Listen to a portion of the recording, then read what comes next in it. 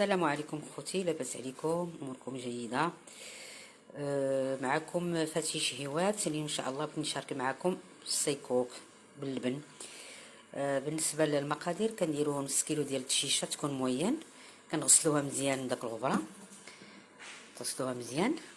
من بعد كنضيفوا عليها واحد المعلقه ديال الزيت، زيت روميه، معلقه حتى لجوج ماشي مشكل. كتحركوا مزيان بهذه الطريقه هذه.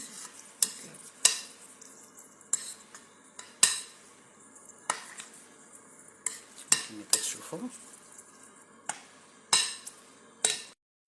من بعد كنشدوا واحد البرمه بالكسكاس ديالها، كنديروها في فوق البوطه، ومن بعد ملي كيغلى الماء ديالنا تنديروها في الكسكاس، كتبخر بحال الكسكسو. كنغطيو على الكسكاس باش داك البخار كيرجع على داك الشيشه، ومره مره حركوها ماشي بحال الكسكسونيه باش كطيب مزيان. بهذه الطريقه هذه. ومن بعد ملي كديروا التبخيره الاولانيه كنشدوها، كنزيدوا عليها الملحه بحال الشكل ديال الكسكسو،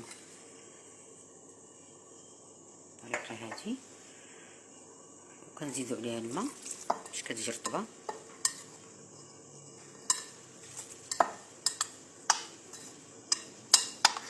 كنخلطوا مزيان.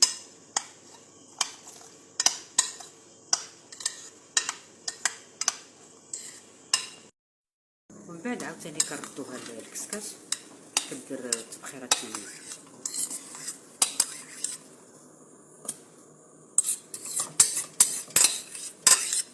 صافي.